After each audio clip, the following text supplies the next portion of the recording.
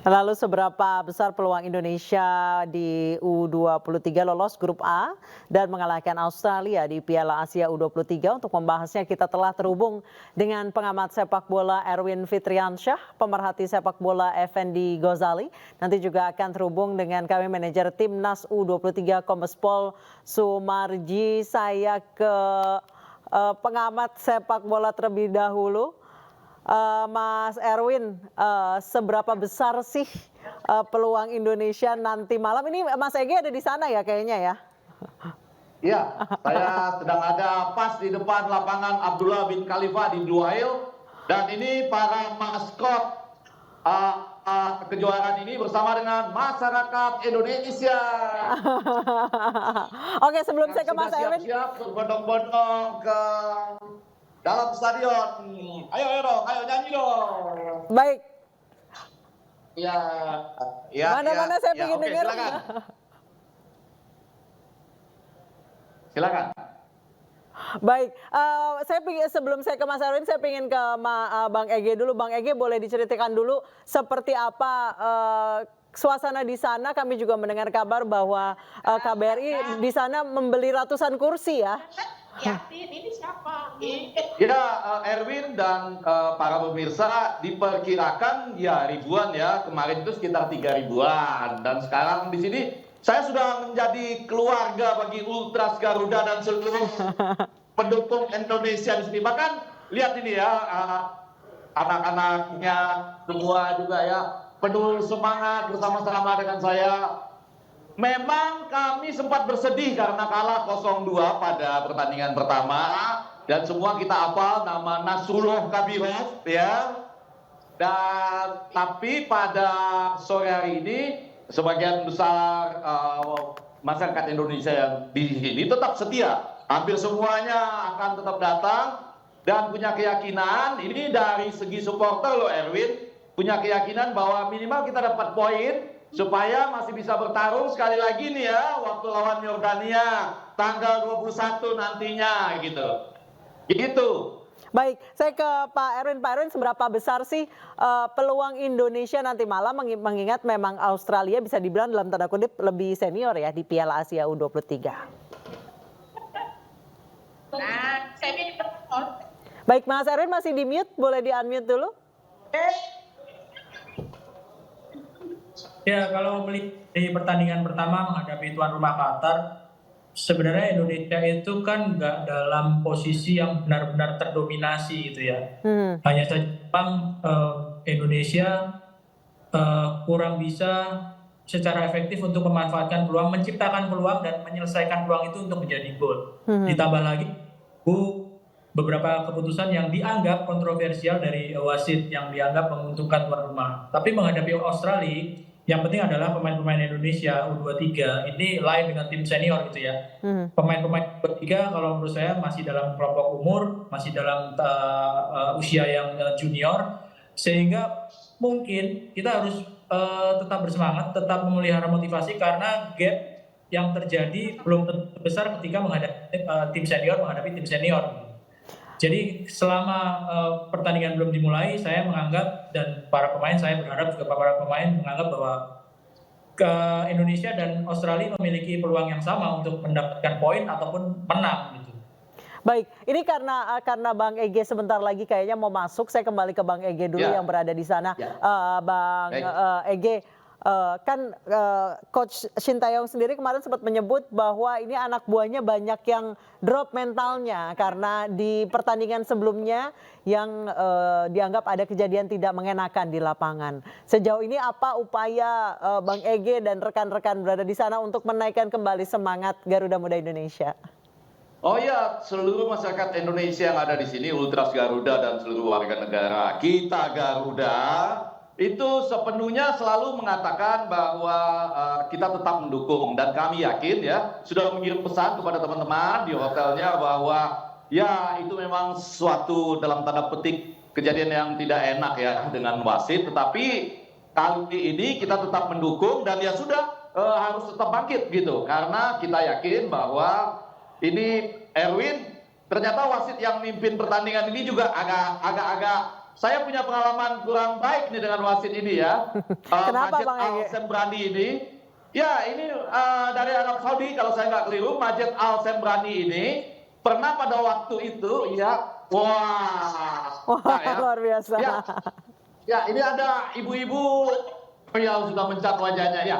Wasit ini pernah dulu membiarkan Evan Dimas dalam tanda petik dimakan oleh Doan Van Au waktu saya menonton final SEA Games di Manila, dan kita akan menghadapi wasit ini. Tapi saya setuju dengan Erwin bahwa ini anak-anak usia 23. Ivar Jenner kemarin dapat kartu merah ya, karena ya sebetulnya pelanggaran yang menurut saya dia menghindari justru. Tapi sudah ada Justin Hubner yang akan berduet dengan Nathan Chuaon, dan saya rasa Sintayong punya sebagian besar pemain yang asal dia bisa taktis, karena saya yakin seperti yang tadi juga digambarkan oleh Erwin, kebugaran sudah, spirit sudah naik lagi, teknis juga sama ya, walaupun kita sempat kalah 2-1, 3-2 dari mereka, tapi hampir seluruh penonton yakin setidaknya kita bisa mendapat poin asal bermain lebih taktis gitu. Baik, saya kembali ke Mas Erwin. Mas Erwin, dari 2 pertandingan Indonesia pernah kalah lawan Australia. Kira-kira menurut Anda malam ini apa perbaikan yang akan dilakukan oleh pelatih? Ya, catatannya kan kalahnya nggak dengan skor yang telak ya, dengan gap yang besar gitu. Jadi Ya. itu paling di pelajaran bagi tim U23 Indonesia dan tentunya Coach Sintayong. Saya pikir dari pertandingan pertama Indonesia aja rukun. tidak bahwa Indonesia pemainnya itu harus bisa meredam emosi, mengendalikan emosi dengan baik, memanage emosi dengan lebih baik supaya tidak terjadi hal pelanggaran yang sebenarnya tidak perlu dilakukan,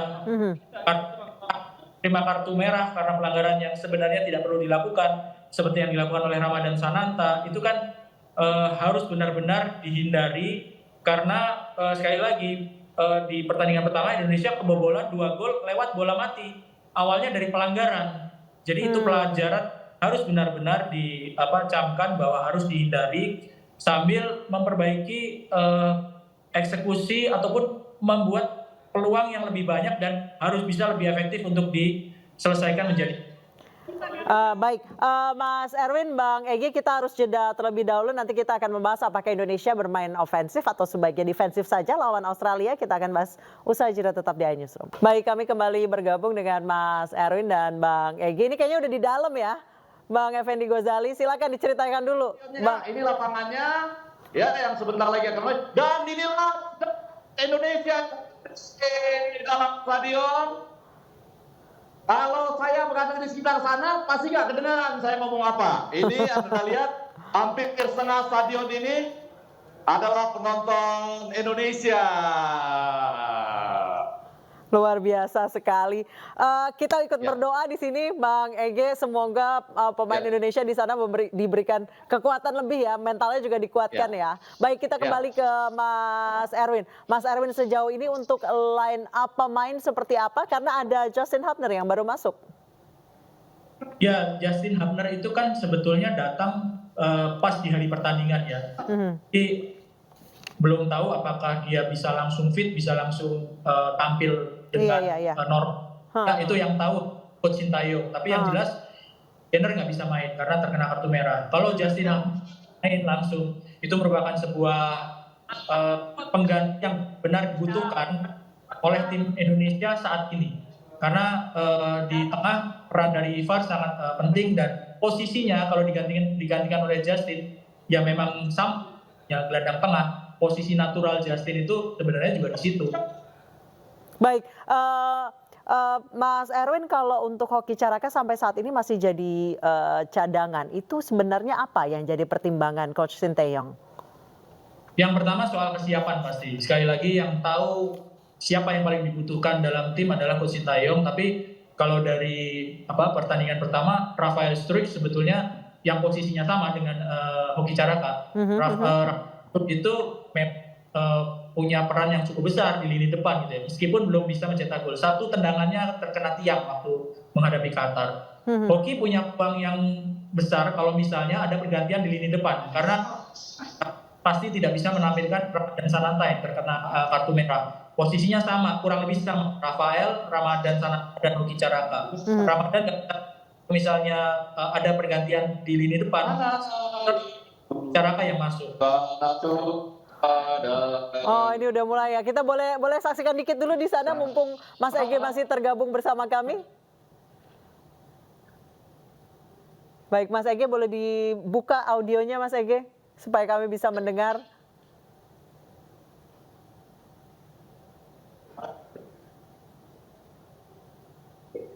Baik, nampaknya tidak.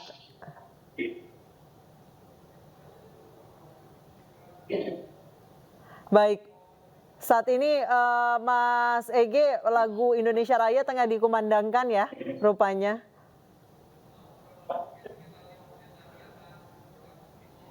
Ini berarti 5 menit lagi akan berlangsung kick off ya Bang Ege ya. Baik, ini sekitar 5 menit lagi akan berlangsung kick off pertandingan antara Indonesia melawan Australia di Piala Asia U23 2024 yang berlangsung di Qatar. Abdullah bin Khalifa Stadium.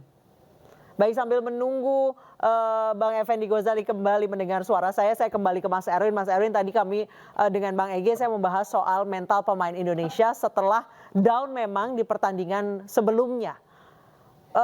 Kira-kira apa yang harus dilakukan Coach Sinteyong untuk mengembalikan semangat lagi?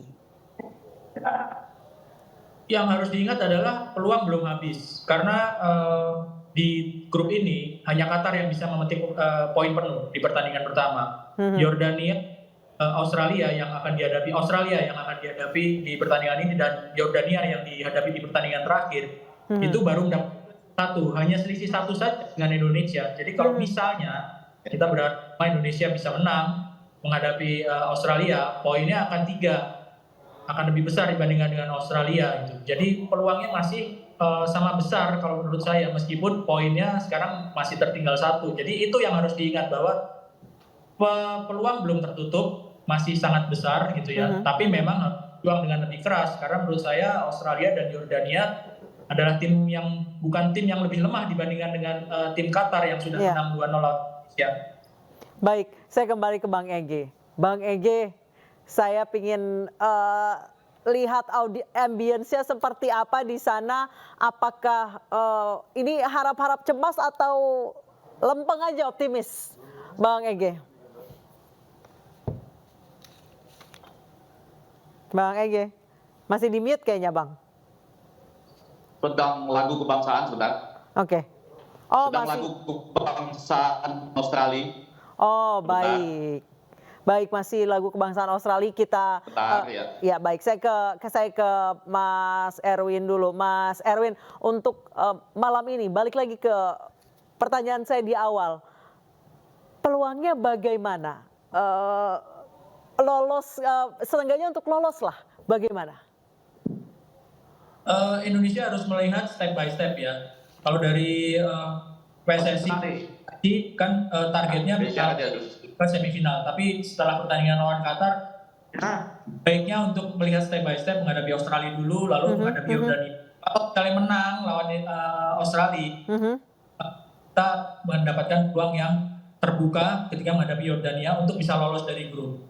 Ya, sekarang peluangnya paling besar adalah Qatar karena mereka sudah mengemas 3 poin. Tapi menghadapi Australia ini ya kita anggap bahwa peluangnya sama karena kick off belum dimulai dan pertandingan juga belum terlihat siapa yang lebih dominan. Jadi akan lebih baik kalau menganggap bahwa peluangnya adalah sama, tidak inferior ya, tetap optimis ketika menghadapi Australia sejak menit awal. Baik, tidak melakukan pelanggaran yang nggak perlu ya, efektif menyelesaikan yang paling penting sih.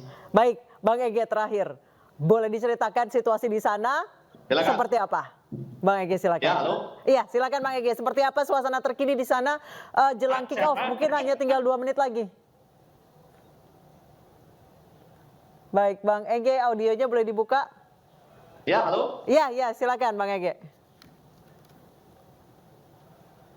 Baik, rupanya terkendala sinyal di sana. Baik, rupanya terkendala sinyal di sana. Baik, terima kasih Bang Ya, Effendi Ghazali. iya, agak terkendala, tapi kalau bisa saya menunjukkan atmosfernya saja. Luar biasa sekali.